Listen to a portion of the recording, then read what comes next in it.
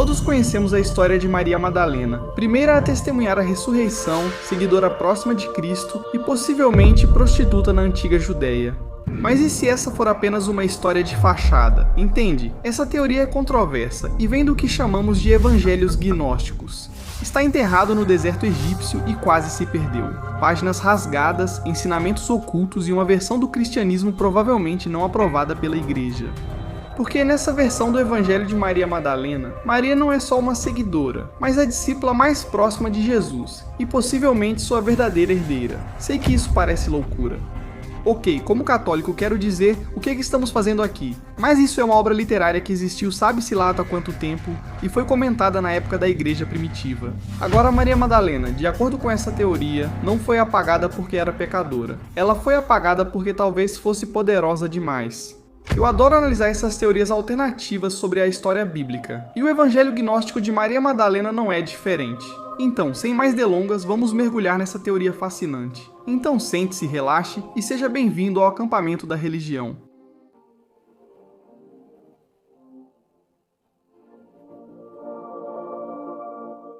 Oi pessoal, bem-vindos de volta ao acampamento da religião. Sou Mark Gagnon, obrigado por estarem na minha tenda. A cada domingo, exploramos as histórias mais interessantes, rápidas e polêmicas de todas as religiões, em todas as épocas e lugares. Como sempre digo no programa, a vida é melhor com fé e comigo. Cresci católico. Sempre tive curiosidade sobre a fé e a origem das pessoas, e quero aprender mais sobre a minha e as dos outros. Então este é um programa onde eu, de boa fé, tento realmente entender no que as pessoas realmente acreditam. Eu realmente acredito nisso. Acredito que não se entende uma pessoa sem compreender o Deus que ela adora. Seja, você sabe, Brahma, se for Alá, se for Jesus Cristo ou se for outra coisa. Sou realmente curioso sobre o que tudo isso significa. Como sempre, estou com o próprio grego, Christos Papadapados. Ele foi criado na tradição ortodoxa grega, não é verdade? Isso mesmo, tudo certo, de qualquer forma. Então hoje vamos falar sobre o Evangelho de Maria Madalena. Você já deve ter ouvido falar de Maria Madalena. Ela foi a primeira a ver Jesus ressuscitado e, em certo momento, um papa a chamou de prostituta. Nós vamos explicar isso, e como sabemos, muito disso está, você sabe, no que é encontrado nos ensinamentos da igreja, na história da igreja e na própria Bíblia. Mas e se eu te dissesse que a história de Maria Madalena pode ir ainda mais fundo?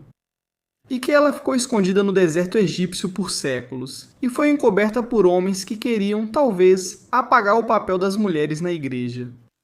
Isso é algo conhecido como o Evangelho de Maria Madalena, que faz parte do que chamamos de evangelhos gnósticos. Esses são ensinamentos que não são canônicos, são escrituras que supostamente datam da época da igreja primitiva e que foram encontradas recentemente. Acho que este especificamente estava no Códice de Berlim. De qualquer forma, este evangelho sobre Maria Madalena traz ensinamentos tão radicais que alguém arrancou as páginas mais perigosas antes de enterrá-lo. O que restou mostra uma versão bem diferente do cristianismo, uma em que Maria Madalena não era apenas a discípula mais próxima de Jesus, ou você sabe, alguém que aprendeu com ele, mas possivelmente algo muito mais profundo. A verdadeira razão de Maria Madalena ter sido possivelmente apagada da história não foi seu status, ou, você sabe, porque ela era pecadora, ou a mulher pecadora, como vamos explicar, foi porque ela era realmente poderosa. Segundo esse evangelho, ela pode ser a verdadeira herdeira da Igreja de Jesus. Novamente, isso nos leva ao mundo das conspirações. Não quero confundir as coisas. Não quero que vocês pensem que estou aqui dizendo que isso é católico, ou, sabe, dogma cristão de qualquer forma. Não. Esse é um evangelho específico que foi encontrado muitos anos depois, que meio que relata uma versão diferente de Maria Madalena e quem ela era para Jesus Cristo e como era o papel das mulheres na igreja primitiva. Então, mais uma vez, só me acompanhe aqui enquanto exploramos essa tradição gnóstica. Então, existe um estudioso alemão chamado Dr. Karl Reinhardt, por volta do final dos anos 1896 para ser exato. E ele está folheando manuscritos antigos quando um negociante se aproxima dele, e ele está no meio do Cairo, no Egito. E esse negociante se aproxima dele, e diz que tem um livro antigo, todo surrado, e o Dr. Reinhardt o compra por, sei lá, talvez algumas centenas de dólares, vai saber. E ele não faz a menor ideia do que acabou de comprar, e não percebe que aquilo vai se tornar um dos textos religiosos mais controversos da história. Esse livro danificado continha o que é conhecido como o Evangelho de Maria Madalena. Até hoje, é o único evangelho ou texto antigo que foi descoberto que supostamente foi escrito por ou sobre uma mulher. E o que ele revelou acabaria expondo como a igreja cristã, de certa forma, passou séculos tentando reescrever o papel de Maria Madalena na história.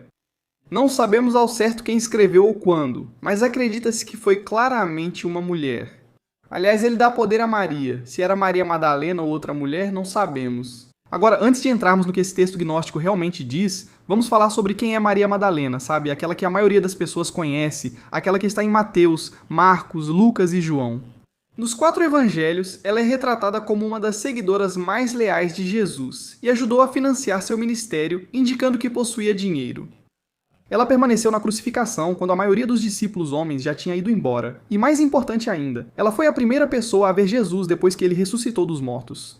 Vou deixar isso entrar na sua cabeça por um momento. Numa cultura em que o testemunho feminino talvez nem fosse aceito em tribunal, Jesus escolheu ela para ser a primeira testemunha do maior momento da história cristã.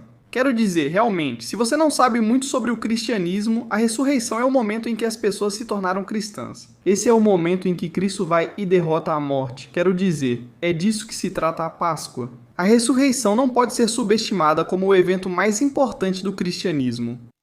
Maria Madalena foi a primeira mulher a testemunhar isso. As primeiras comunidades cristãs compreenderam bem a mensagem. A Igreja Ortodoxa Oriental até a chamou de igual aos apóstolos. Ela não só seguia, mas também liderava. Então, como é que essa Maria Madalena, com o passar da história da igreja, se tornou uma mulher pecadora, potencialmente sexualmente deviante, como ouvimos falar no Ocidente? Bem, 591 d.C., as coisas tomam outro rumo. Em setembro daquele ano, o Papa Gregório o Grande faz seu sermão de domingo em Roma. Gregório era a principal autoridade religiosa do mundo ocidental na época, certo? Ele era o Papa, o líder máximo do cristianismo. Só existe uma igreja unificada, sem cisma. E nesse dia em particular, ele faz um anúncio que vai perdurar pelos próximos 14 séculos. Gregório se levanta e diz à sua congregação que descobriu algo. Ele diz que Maria Madalena é na verdade a mesma pessoa daquela citação. A mulher pecadora sem nome que lavou os pés de Jesus com perfume no Evangelho de Lucas. E não só isso, mas ela também é Maria de Betânia, irmã de Marta e Lázaro. Agora, novamente, se você não conhece muito sobre a Bíblia, há um homem chamado Lázaro, ele tem, sabe, uma irmã chamada Maria de Betânia. Também existe a mulher que lava os pés de Jesus. Essas histórias estão na Bíblia e não são controversas, mas agora ele afirma que todas se referem à mesma pessoa, Maria Madalena. Agora, se você realmente ler essas histórias dos evangelhos, a teoria não se sustenta perfeitamente. Veja, em Lucas há uma mulher sem nome no final do capítulo 7 que unge Jesus antes da crucificação, e então, literalmente um versículo depois, no capítulo 8, ele apresenta Maria Madalena pelo nome. Se fossem a mesma pessoa, por que Lucas simplesmente não diria isso? Seria como se eu dissesse, tipo, sabe, alguém acabou de aparecer nessa festa, enfim.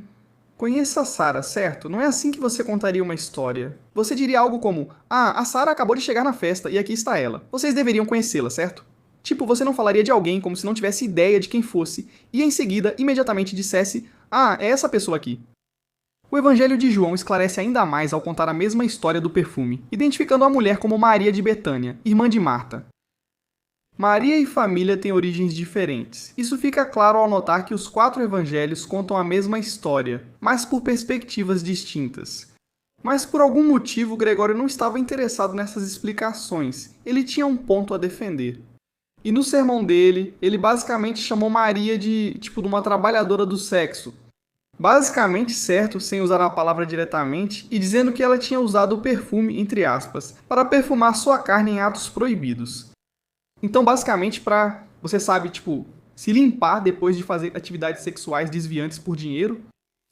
Agora, isso foi o que um papa de verdade disse, e novamente, nem tudo o que o papa diz é, você sabe, necessariamente dogma da igreja. Não é como se uma vez que ele disse isso, automaticamente se tornasse aquilo que todo católico acredita. Mas quando você tem o papa na igreja dizendo algo, você sabe que isso terá impacto.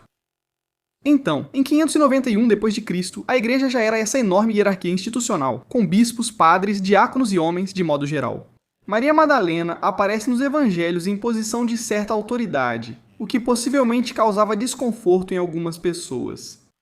De novo, lembre-se do período. Gregório dizia isso enquanto, como você sabe, o Império Romano estava desmoronando ao redor dele.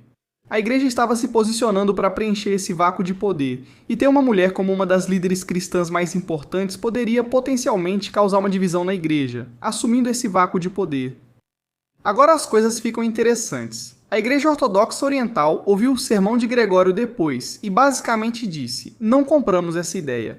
Eles seguiram honrando Maria Madalena como santa e igualando-a aos apóstolos. E de certa forma isso foi apenas, uma continuação daquela divisão teológica que mais tarde levaria ao cisma. Na Europa Ocidental, a versão de Gregório tornou-se a mais aceita e permaneceu assim por mais de 1000 anos. Se você fosse um cristão no Ocidente, Maria Madalena não era lembrada como, uma discípula, ou igual aos discípulos, ou uma líder. Ela era meio que vista como uma prostituta que mudou de vida, e artistas a retratavam dessa forma, e padres, em alguns casos, pregavam sobre ela desse jeito. E ela se tornou esse símbolo de culpa e pecado, e depois redenção, em vez de ser apenas uma autoridade espiritual como muitos dos outros discípulos. E o mais louco é que essa história que o Papa Gregório divulgou foi tão bem sucedida que sobreviveu até mesmo à Reforma Protestante. Quando Martinho Lutero rompeu com a Igreja Católica, João Calvino fundou sua denominação e o rei Henrique VIII criou a Igreja da Inglaterra. Todos eles mantiveram a versão de Maria Madalena de Gregório e ninguém realmente questionou isso. E isso continuou por 1300 anos, e quando alguém finalmente corrigiu oficialmente a acusação, já passamos pela Idade das Trevas, Renascença, descoberta da América, guerras industriais e chegada do homem à Lua. Isso literalmente aconteceu em 1969 durante uma grande reforma da Igreja Católica conhecida como Concílio Vaticano II, sobre a qual minha mãe tem muitas opiniões. De qualquer forma, eles meio que corrigiram isso silenciosamente e removeram Maria Madalena da lista oficial de santas mulheres penitentes. Não houve comunicado à imprensa, sermão ou nada parecido. Só uma admissão silenciosa de que o ensinamento da igreja não era exatamente como queriam divulgar. Então, o Papa Paulo VI basicamente disse: ela nunca foi uma prostituta, e simplesmente seguiu em frente. Compare com Joana d'Arc, queimada por heresia, e depois recebeu um pedido de desculpas oficial, além de virar santa. Bem, Maria Madalena, que estava, você sabe, realmente na Bíblia, caminhou com Jesus, testemunhou a ressurreição. Provavelmente poderia ter recebido um pouco mais, é só o que estou dizendo.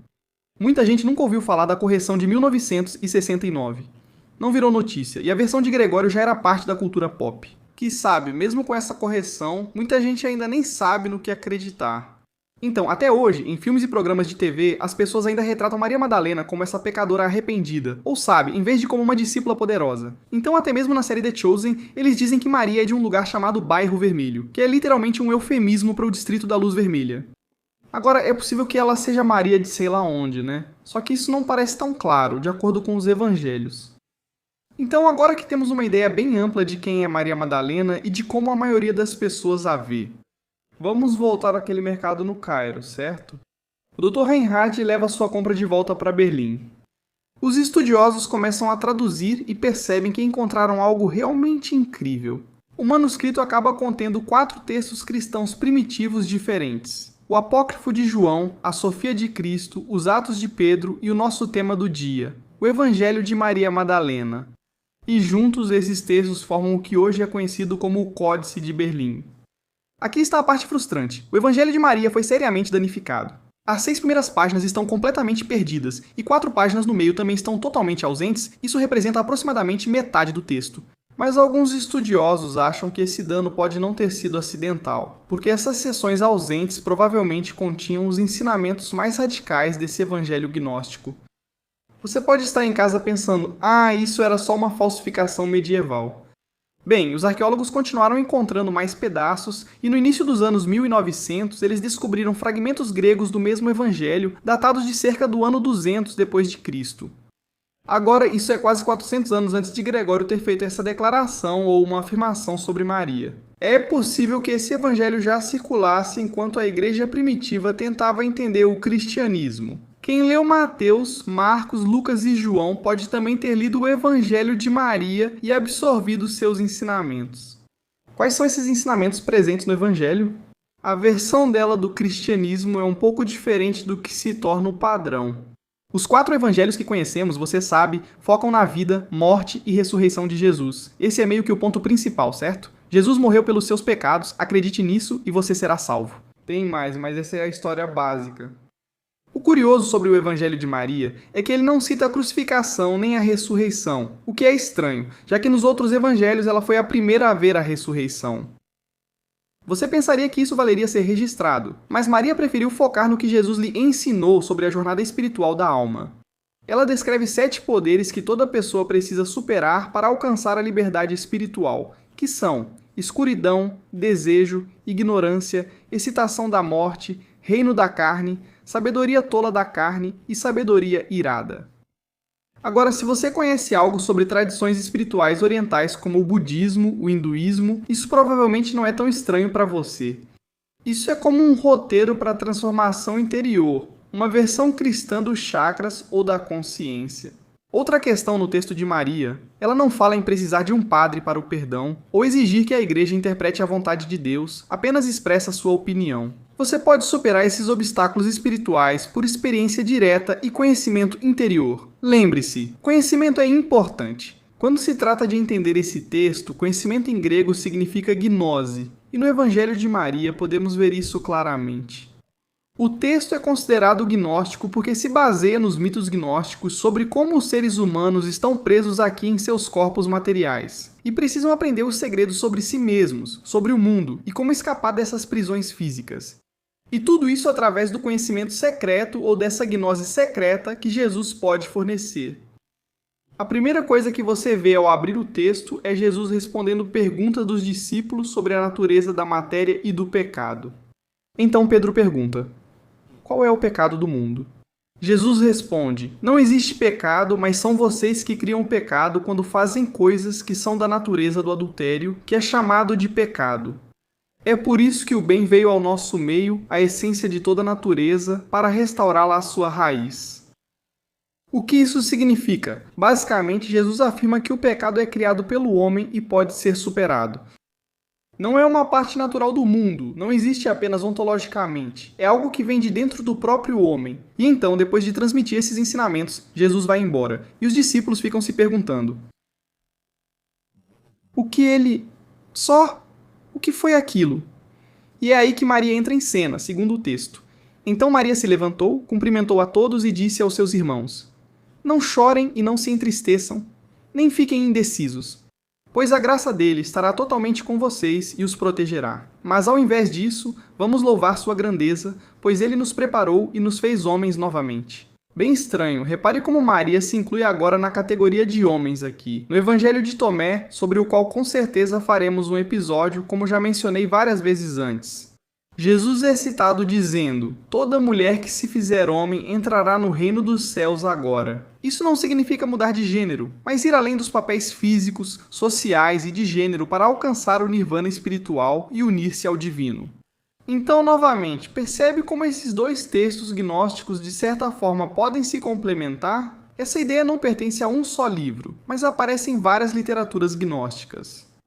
Agora o evangelho segue. Quando Maria falou isso, ela voltou o coração deles para o bem, e eles começaram a discutir as palavras do Salvador. Maria atua não só como receptora desse conhecimento, mas também como uma espécie de líder. Pode guiar e confortar outros discípulos, não apenas quaisquer discípulos, homens, algo que antes era proibido para mulheres. Pedro reconhece seu status especial, dizendo no texto: irmã, sabemos que o Salvador te amou mais do que as demais mulheres. Conte as palavras do Salvador que você lembra ou conhece, nós não sabemos nem ouvimos. Maria revela o ensinamento central de sua mensagem, uma visão de Jesus e o relato da jornada da alma por esses 7 poderes espirituais já mencionados. Então Maria começa contando sobre uma visão pessoal. Ela diz: eu vi o Senhor em uma visão, e eu disse a ele: Senhor, eu te vi hoje em uma visão. Ele respondeu e me disse: bem-aventurada és tu por não ter vacilado ao me ver. Pois onde está a mente, aí está o tesouro. Quando Maria pergunta como alguém vê tais visões, se é através da alma ou do espírito, Jesus diz que não vê nem pela alma nem pelo espírito. Mas é a mente que está entre os dois, é ela que vê a visão. E, infelizmente, o manuscrito é interrompido nesse ponto crítico, e as 4 páginas seguintes estão faltando. Mas quando o texto é retomado no capítulo 8, Maria está descrevendo a ascensão da alma através de vários obstáculos espirituais. Isso parece ser parte da visão que Jesus havia compartilhado. A alma encontra diferentes poderes que tentam impedir sua jornada. Então você tem o poder do desejo que confronta a alma, dizendo: eu não vi você descendo, mas agora vejo você subindo. Por que você mente, já que você me pertence? A alma então responde: eu vi você, você não me viu nem me reconheceu. Eu te servi como uma veste e você não me conheceu. E então, o poder da ignorância desafia a alma. Para onde você vai em maldade? Você está presa? Mas você está presa? Não julgue. A alma responde: por que você está me julgando se eu não julguei? Eu estava preso, embora eu não tenha aprendido. Eu não fui reconhecido, mas eu reconheci que tudo está sendo dissolvido, tanto as coisas terrenas quanto as celestiais. E então, finalmente, o quarto poder aparece em suas 7 formas. Esses poderes perguntam: de onde você vem, destruidor de homens? E para onde você vai, conquistador do espaço? A resposta da alma revela sua libertação. O que me prende foi destruído, e o que me move foi superado, e meu desejo foi encerrado. A ignorância morreu. Em um éon fui libertado de um mundo e em um tipo do grilhão do esquecimento que é transitório. A partir deste momento, alcançarei o descanso do tempo até a estação do éon, em silêncio. Tudo bem, o que isso significa? Sei que parece confuso, mas é importante lermos o texto para entendermos como ele é escrito. Ele basicamente conta que a alma deve superar vários obstáculos após a morte, quando é liberada, certo? Você morre e enfrenta esses desafios. Desejo, ignorância, morte, carne, falsa sabedoria, para alcançar a libertação e o descanso supremos. Mas nem todos achavam que Maria estava dizendo a verdade. André responde primeiro e diz: diga o que você quiser dizer sobre o que ela disse. Não acredito que o Salvador tenha dito isso, pois esses ensinamentos são ideias estranhas. Pedro então vai além, questionando tanto o conteúdo quanto o fato de Maria ter recebido revelações privadas. Ele diz: será que ele realmente falou em particular com uma mulher e não abertamente conosco? Devemos então nos voltar e todos ouvi-la? Ele a preferiu a nós? Maria então responde e diz: meu irmão Pedro, o que você acha? Você acha que eu inventei isso sozinha em meu coração, ou que estou mentindo sobre o Salvador? Esse conflito é finalmente resolvido por Levi, que também conhecemos como Mateus, que defende Maria dizendo: Pedro, você sempre foi temperamental. Agora vejo você contendendo contra a mulher como os adversários. Mas se o Salvador a tornou digna, quem é você afinal para rejeitá-la? Certamente o Salvador a conhece muito bem. Por isso ele a amou mais do que nós. Agora, essa citação nos leva possivelmente a, você sabe, uma das maiores conspirações da história cristã. Que Maria Madalena não era apenas, você sabe, uma discípula de confiança de Jesus, mas que ela também era sua esposa. Agora, de novo, isso é loucura, mas existe como heresia na igreja. O Evangelho de Filipe, outro texto que ficou enterrado por séculos e foi redescoberto em 1945 novamente, é meio que agrupado nesses textos gnósticos. Traz afirmações ousadas sobre a relação de Maria Madalena com Jesus. Vou citar diretamente, pois é importante ouvir as palavras exatas que o Evangelho de Filipe diz. Havia 3 que sempre andavam com o Senhor: Maria, sua mãe, e a irmã dela, Ana Madalena. Aquela que era chamada de sua companheira, sua irmã e sua mãe e sua companheira eram todas uma Maria. Então irmã, mãe e companheira eram todas uma Maria. E então fica mais específico. Diz que Jesus a amava mais do que todos os discípulos e costumava beijá-la, frequentemente na boca. Os outros discípulos se ofendiam com isso e demonstravam desaprovação. Eles perguntaram: por que você a ama mais do que nós? Antes de discutir teorias, é importante esclarecer: tratamos de textos do século II e segundo I, que não fazem parte do cânone bíblico oficial. Os estudiosos discutem o real significado dessas passagens. Há debate se esses textos foram escritos por pessoas da época de Cristo na Judéia. Alguns veem companheiro como parceria espiritual, outros acham que é mais, mas isso não é realmente debatido. Diversas fontes cristãs antigas descrevem Maria Madalena como tendo um relacionamento íntimo com Jesus, o que deixava os outros discípulos com ciúmes. Isso não é necessariamente especulação, é basicamente o que os textos dizem, certo? Que Cristo a amava muito.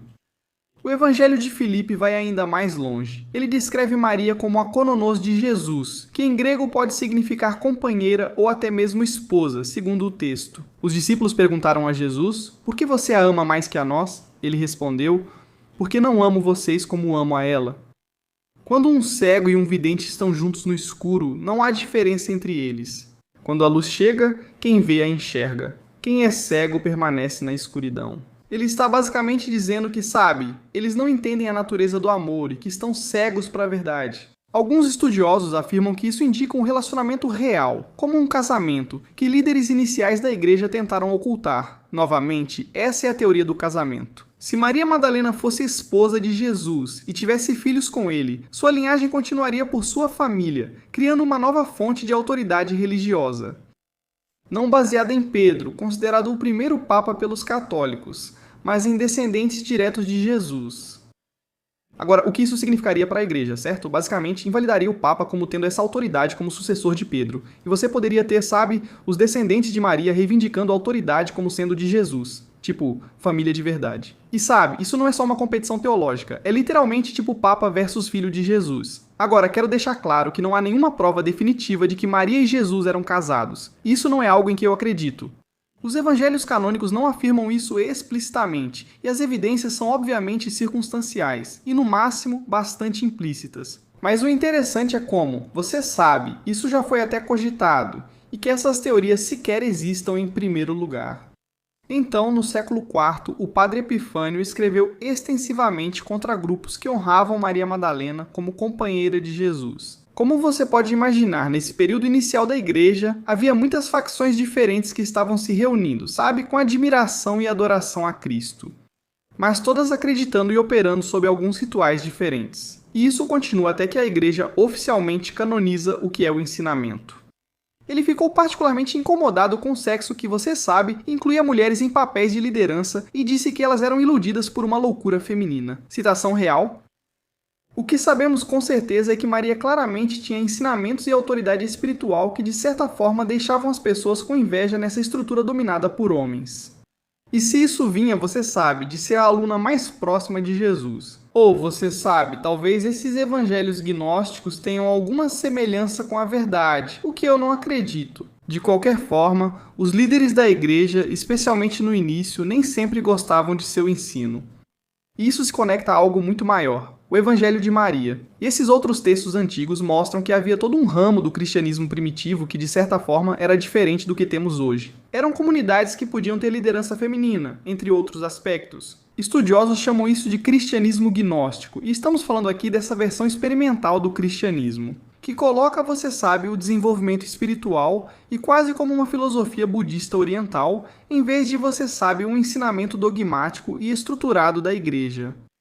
Maria Madalena parece ter sido central nesse cristianismo alternativo, e algumas pessoas, você sabe, acreditam, e novamente, isso é uma heresia da igreja primitiva, mas algumas pessoas acreditam que a igreja tentou deliberadamente encobrir isso. O Evangelho de Filipe afirma: quem diz que morrerá primeiro e depois ressuscitará está enganado. Se eles não receberem primeiro a ressurreição enquanto vivem, quando morrerem, não receberão nada. No mesmo evangelho, eles tratam da transformação espiritual nesta vida, sem esperar salvação após a morte, afirmando que nirvana e iluminação podem ser alcançados na Terra. Esse ensinamento tornava cada um sua própria autoridade espiritual, mostrando que sua jornada ocorre na Terra, não após a vida. Isso meio que afetou o papel dos sacerdotes, e sugeriu que, sabe, mulheres e homens poderiam ter conhecimento espiritual igual. E isso teve uma série de implicações, que eram de muitas maneiras antitéticas à doutrina da igreja primitiva.